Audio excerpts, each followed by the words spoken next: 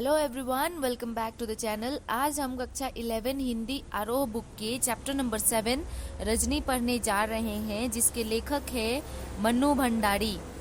रजनी पिछली सदी के 90वें दशक का एक बहुत चर्चित टीवी धारावाहिक रहा है। यह वह समय था जब हम लोग और बुनियाद जैसे सोप ओपेरा दूरदर्शन का भविष्य गढ़ रहे थे।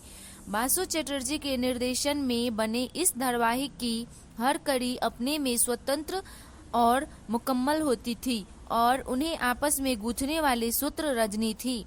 हर कड़ी में यह जुझारू और इंसाफ पसंद स्त्री पात्र किसी न किसी सामाजिक राजनीतिक समस्या से जूझती नजर आती थी। प्रस्तुत अंश की भी व्यवसाय बनती शिक्षा की समस्या की ओर हमारा ध्यान खींचता है। तो आइए अब हम इस चैप्टर को शुरू करते हैं। रजनी।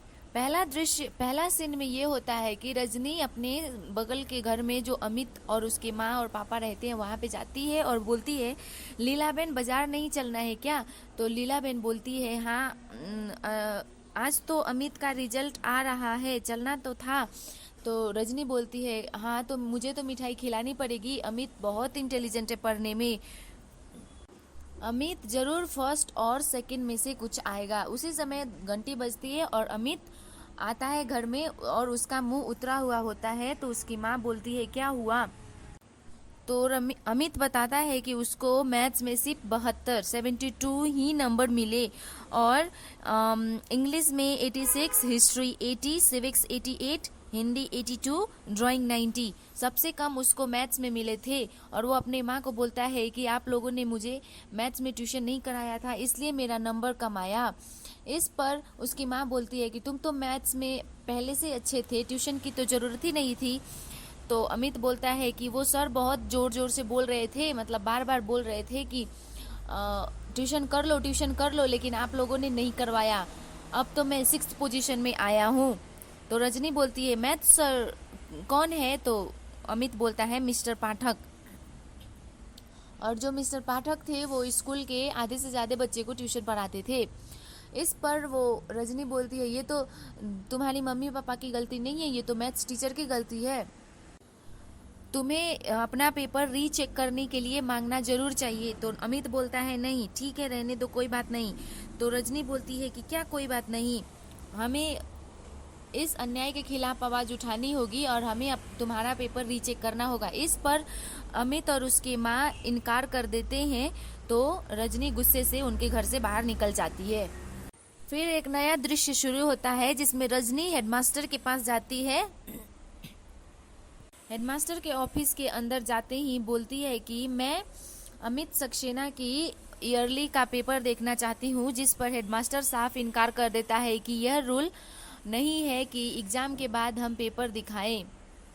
तो रजनी बताती है कि आपके स्कूल में ये कैसा नियम है, जब कोई बच्चा पढ़ने में अच्छा हो फिर भी उसके नंबर कम आए और उसको बार बार ट्यूशन लेने के लिए फोर्स किया जाए। तो हेडमास्टर बोलते हैं कि देखिए, ये टीचर और स्टूडेंट की आपसी मामला है। अगर कोई बच्चा पढ़ने में कमज़ोर हो तो वो उसके माँ बाप उसको ट्यूशन करने के लिए भेजते हैं। इस बारे में हम क्या कर सकते हैं? तो रजनी इसी पे गुस्से से बोलती है, आप तो कुछ नहीं कर सकते, तो आप यह कुर्सी छोड़ दीजिए, जो कुछ कर सकता है उसको यह कुर्सी दे दीजिए। इस पर हेडमास्टर बहुत गुस्सा होता है और उनको बाहर जाने के लिए बोलता है और वो चपरासी पे भी गुस्सा होता है। फिर नया दृश्य स्टार्ट होता है रजनी के फ्लैट में।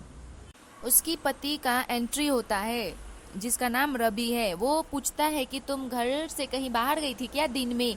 मुझे कुछ फाइल्स मंगवाना था। तो वो इस पे थोड़ा सा गुस्सा होके बोलती है, उसके बाद गुस्सा होके बोलती है, तुम्हारा फाइल मुझे क्या पता, तुम भूल गए, इसमें भी मेरी गलती है।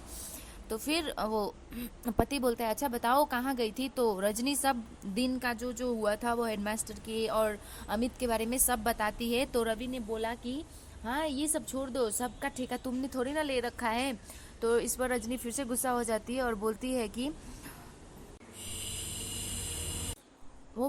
कि गलती करने वाला तो है ही गुनहगार, पर उसे बर्दाश्त करने वाला भी कम गुनहगार नहीं होता, जैसे लीलाबेन और कांति भाई और हजारों माँ बाप। लेकिन सबसे बड़ा गुनहगार तो वह है जो चारों तरफ अन्याय, अत्याचार और तरह तरह की धांधलियों को देखकर भी चुप बैठा रहता है। फिर नया दृश्य स्टार्ट होता है। वो डायरेक्टर ऑफ एजुकेशन के ऑफिस के बाहर वेट कर रही होती है और चपरासी उसको बुलाता ही नहीं है अंदर जाने को।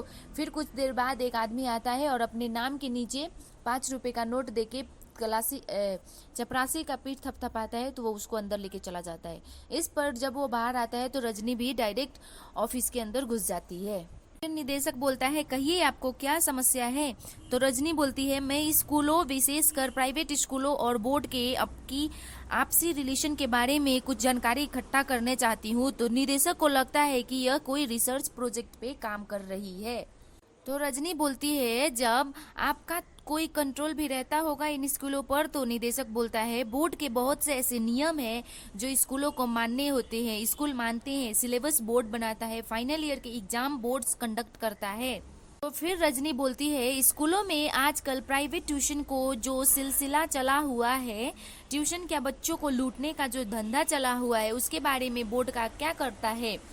तो इस पर निदेशक बोलते हैं कि इससे धंधे की क्या बात है। अगर कोई बच्चा कमजोर हो तो उसके माँ बाप किसी से ट्यूशन लेने जरूर भेजेंगे।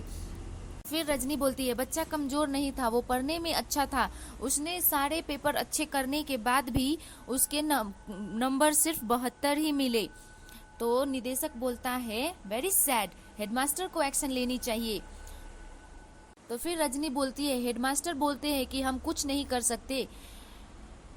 तो फिर निदेशक बोलता है कि हमारे पास तो आज तक किसी भी पेरेंट्स की इस तरह की कोई शिकायत नहीं आई।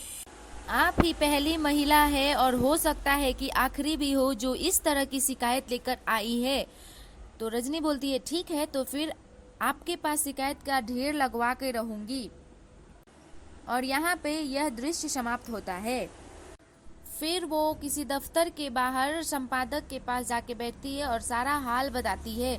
तो संपादक बोलते हैं, इसमें आप अखबार वाले को अपने साथ ही पाएंगी। तो इस पर रजनी बहुत खुश होती है और वो दृश्य भी समाप्त होता है। फिर दूसरा दृश्य स्टार्ट होता है जहाँ मीटिंग होता है, जिसमें रजनी 25 तारीख को मीटिंग बुलाई होती है। वहाँ पे मीटिंग होता है और वहाँ पे सारे बात सबको बताया जाता है, ये जो हुआ था उतने दिन तक। फिर नया दृश्य स्टार्ट होता है जिसमें रजनी का फ्लैट का सीन होता है और उसके पति अखबार पढ़ रहे होते हैं और बोलते हैं, बहुत खुशी से उसको अंदर से बुलाते हैं और बोलते हैं रजनी से कि अरे वाह, मान लिया गया तुम्हारा प्रस्ताव, जैसे का तैसा। और रजनी वो पेपर को 2 महीने पेपर लेके अपने सीने से लगा के बोलती है, फाइनली। और उसी समय वो अमित के मम्मी पापा लीला बेन और कांति भाई और अमित आते हैं उसके रूम में और सब लोग खुशी खुशी एक दूसरे को मिठाई खिलाते हैं। यहीं पे यह चैप्टर ख़त्म होता है। उम्मीद करती हूँ आपको यह चैप्टर अच्छा लगा हो। अगर अच्छा लगा हो तो प्लीज़ लाइक शेयर सब्सक्राइब कर दीजिए। Thank you so much.